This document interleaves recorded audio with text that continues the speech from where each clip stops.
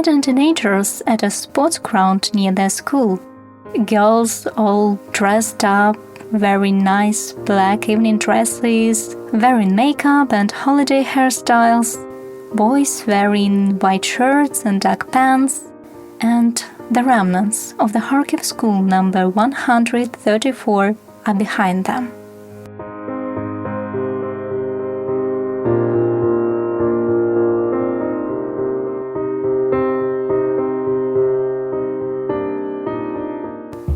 One, two, three. 1, 2, 3.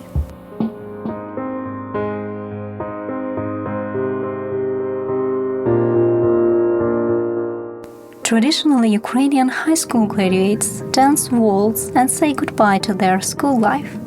This year, they danced on the rubble their school had turned into when the Russian so-called liberators came.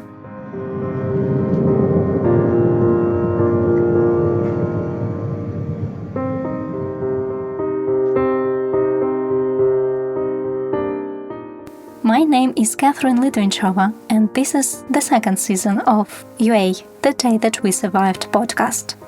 The war Russia has started against Ukraine impacts the entire world. The food blockade, prices increase, energy blackmail. This is not the full harm the Russian Federation has already inflicted. We cannot keep silent about it. So please, visit our Patreon page to support our efforts as an independent media and a podcast platform. Link in the description of this episode.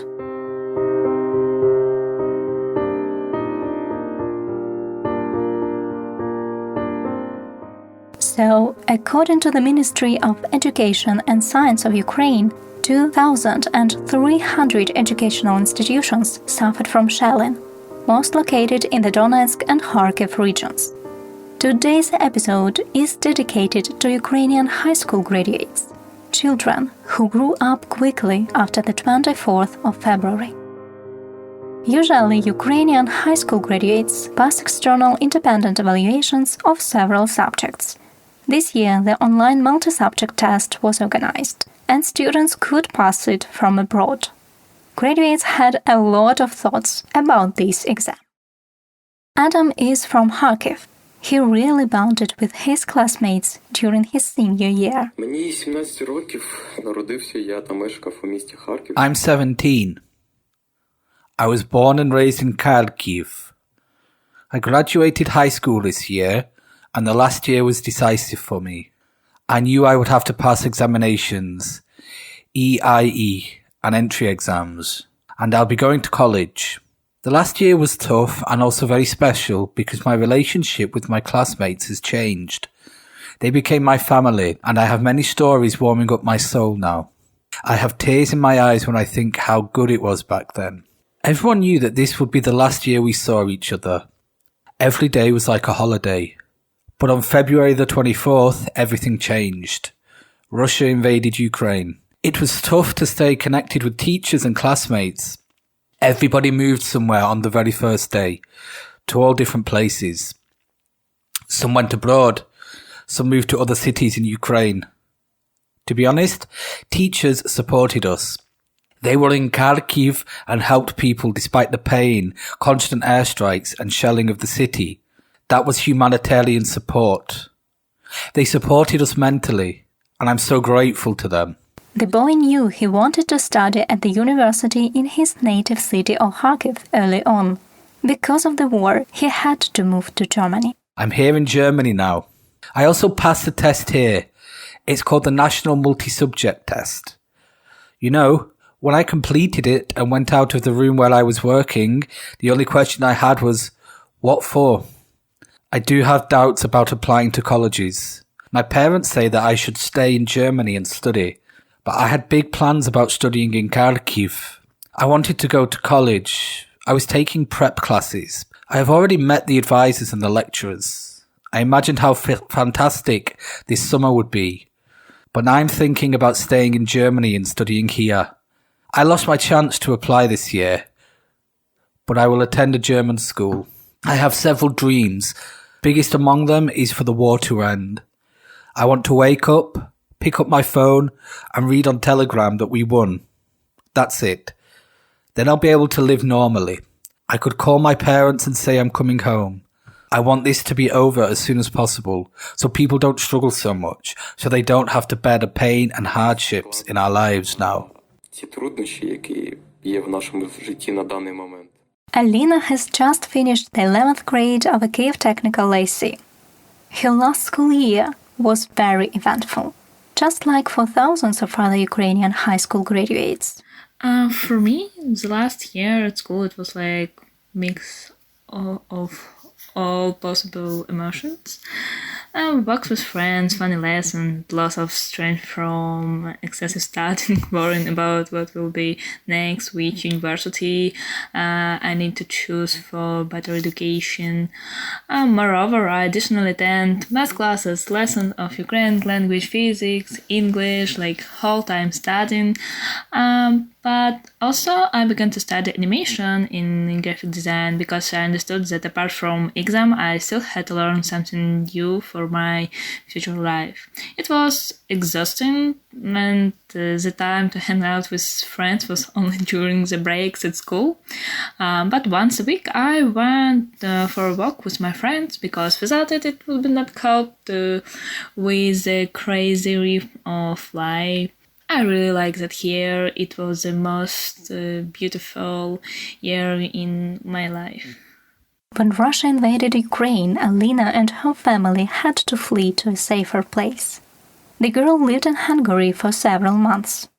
After 24th February, my life filled with studying was filled only with fear and anxiety. Luckily, after a month of war, I had the opportunity to study, and it saved me, really distract me from constantly watching the news and helped me recover from all these crazy things that I saw, read.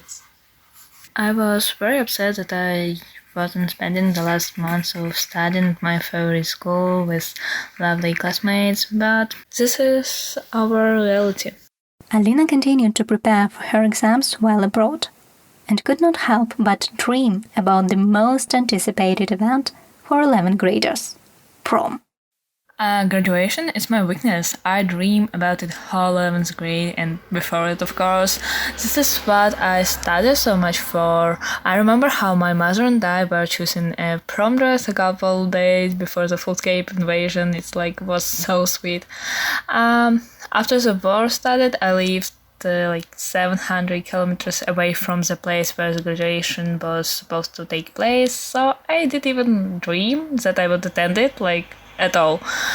Despite this, I persuaded my parents to go because my desire to see everyone was incredibly big. 30,000 kids of school age who were forced to flee Ukraine because of the war have already returned home, according to Ministry Serhiy Shkarlet. Alina returned to Kiev in June. The war couldn't take prom away from her.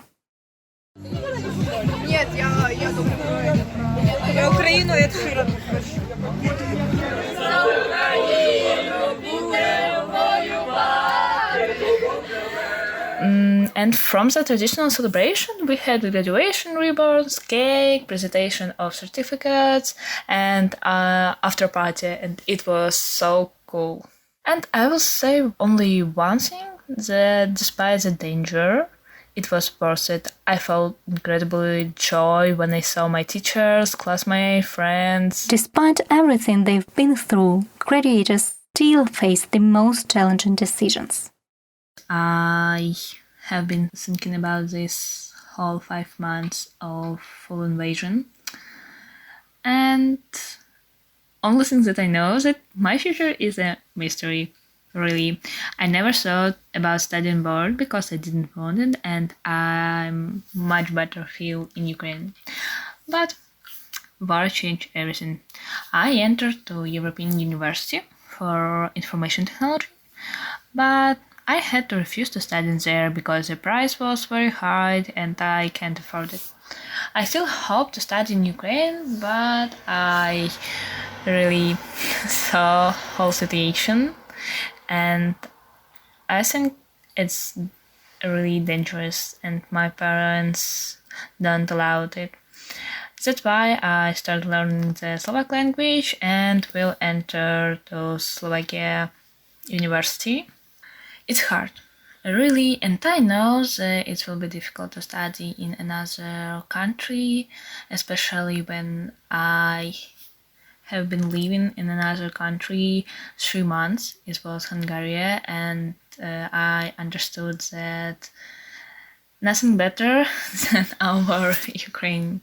It's so here, so lovely, beautiful people, and just my place.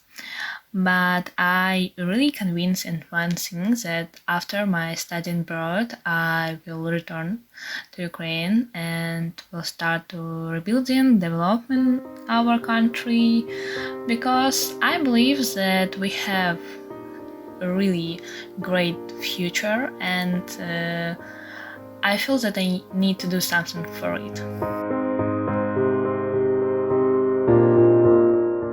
Katya is from Popasna in the Luhansk region. Russia occupied and de facto destroyed the city. She talks about her remote learning in school and final exams.